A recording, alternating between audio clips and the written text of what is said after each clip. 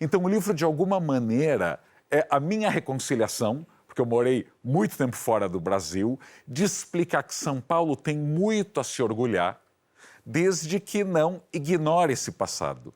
Bom, eu abri isso aqui só para mostrar que ainda tem esse parque de diversões, fazer da cidade um parque de diversões. O livro vem com um mapa que você vai caminhando, tem que fazer a pé, caminhando pelos endereços desses prédios mais interessantes de São Paulo. Cara, eu já fiz isso várias vezes, é uma delícia, você aprende e se deleita, né? Começa a ver coisas... Aquele negócio, o olhar que olha e o olhar que sabe. Quando você sabe, você vê beleza nas coisas que antes passavam despercebidas. Mas explica para quem ainda não conhece o que se deu nesse milagre dos anos 50 e 60. Teve a ver com a Segunda Guerra. No pós-guerra, o que acontece? Acontecem 1000 coisas. Nós ficamos do lado dos vencedores da Segunda Guerra. Então, na São Paulo de 48, 49, imagina, a Argentina era mais rica que o Brasil, Buenos Aires muito mais desenvolvida, mas a Argentina se declara neutra na Segunda Guerra. E o Brasil participa. Mandamos os pracinhas, lutamos na Itália. Então, para ganhamos uma siderúrgica nessa ganhamos uma brincadeira. siderúrgica, ganhamos. Temos que lembrar que o ITA e, logo depois, a Embraer são criados com a ajuda de professores do MIT. Então, o fato de a gente estar do lado certo da história, felizmente, fez com que as empresas, as fábricas, que iriam certamente para a Argentina, começassem a vir para o Brasil. E vieram para São Paulo, onde tinha uma população mais educada, num país ainda bastante analfabeto. Elas incluíram São Paulo, mas havia uma população mais educada, a gente tinha um porto perto, a cidade onde eu nasci, Santos, e havia um crescimento do consumo de café no mundo. Parece que todo soldado americano que foi para a Europa volta tomando café. Adeus chá. Ainda bem para a gente, porque o preço do café quadriplica em 4 anos. Então, São Paulo fica rica. E nesse período, ou seja, São Paulo supera o Rio, como a maior cidade do país, e tinha um outro detalhe. Até os anos 30 e 40, aqui quem conversa ainda com avós e bisavós, deve lembrar que todo mundo morava em pensão, ou em cortiço, ou alugava um quartinho. O Getúlio Vargas, ainda no Estado Novo, cria a lei do inquilinato e complica demais o despejo, até para quem não pagasse aluguel, e congela os aluguéis por 2 anos. A gente até hoje não aprendeu que congelamento normalmente dá muito errado. Então, o que acontece? O padeiro, o pequeno empresário, as famílias que construíam para alugar, os chamados predinhos de rendas, dizem, não, vamos fazer prédios para vender. Entra a moda da casa própria. E aí começa uma corrida, a gente já tinha inflação à época, para variar, então as pessoas queriam construir e vender. E nessa época, todo paulistano, do rico ao pobre, morava em casa. Então o que São Paulo nas alturas conta é o momento que todo incorporador, do pequeno ao grande, estava nessa. Como eu vou convencer Pedro Bial a deixar sua casa e morar num apartamento? E que ele não ache que é um cortiço. E quem ergue esses novos edifícios, levanta essa nova arquitetura, são arquitetos, engenheiros, empreiteiros que fugiram da Europa também. Tem de judeus. A maioria chega ou ao Rio, ou Recife, ou Santos, e São Paulo tinha essa fama de playground dos arquitetos. Vai lá que vão te contratar e vão construir. E fez jus essa fama. E fez jus.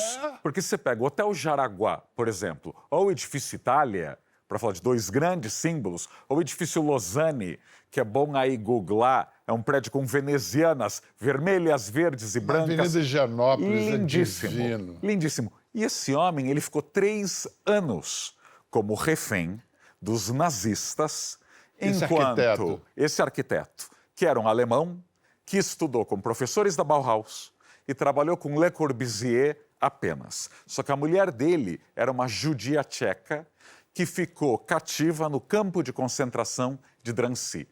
E os dois, por 3 anos, um achava que o outro tinha morrido. Claro, quando eles se reencontram, Franz Repp, e eles decidem vir para o Brasil com a cara e a coragem, sem falar uma palavra de português, e ele vê uma placa na biblioteca Mário de Andrade, que estava terminada, construção Jacques Pilon. E ele fala, esse aí deve ser francês. Vou lá me apresentar porque eu falo francês. Em 5 anos, ele constrói dezenas de prédios importantes em São Paulo e o nosso grande edifício Itália, e houve muitas crises nesse período. Então foram 12 anos para Itália ficar pronto. Então o Repi começa como recém-chegado projetando Itália e já era um veterano de São Paulo quando ele fica pronto. Aí você tem essa explosão de criatividade virtuosa dos anos 50, 60, e essa geração vai sendo esquecida, vai caindo no ostracismo. O que aconteceu? Por quê? Há várias razões.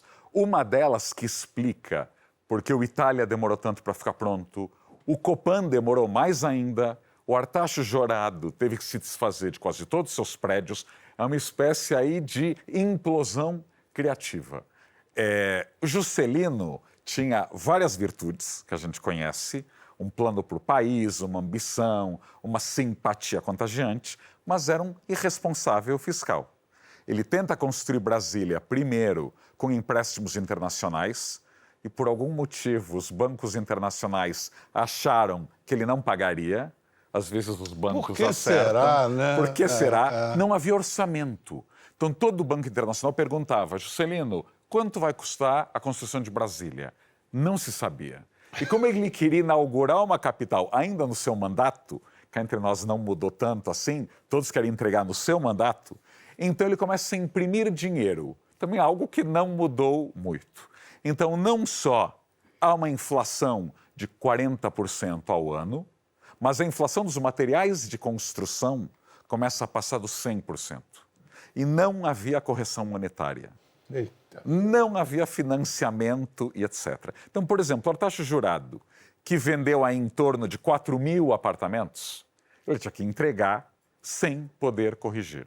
E aí começam reuniões de condôminos cada vez mais tensas, a inadimplência cresce. Quebradeira. No caso do Copan, quebradeira, e boa parte dessa geração vira professor de arquitetura, artista plástico, fotógrafo, e vai saindo do mercado imobiliário. Poucos, muito poucos, conseguiram se reinventar. Alguns poucos, eu conto no livro, um casal que também é totalmente desconhecido e que eu adoraria aí que as pessoas conhecessem mais, a Maria Bardelli, raríssima mulher naquela época, a fazer muitos prédios como arquiteta, e o então marido, Hermano Cifredi. Eles foram mudando de produto à medida que a economia ia desabando. Então, primeiro eles fazem kitnets, depois apartamentos de luxo em Higienópolis. Você deve conhecer um prédio que parece um grande navio e que os terraços... Da Rua Sabará? Sabará, edifício Aquilo Domus. é espetacular, sim. O edifício Domus. Então, o Domus e o Nobel na Avenida Higienópolis, que tem um enorme painel do Bramante Buffoni, são obras deles. Aliás, Maria Bardelli morava na cobertura. Gente, aquilo parece uma casa, parece um navio, de fato. Então, seria muito melhor que as nossas políticas de habitação popular fossem em áreas onde tem metrô, onde tem ônibus, etc. Então, o centro tem, seja no Recife, Salvador, Porto Alegre e BH. Agora, nós não fazemos isso até hoje. A gente não aprende, é como se a gente ainda estivesse esperando criar novas Brasílias.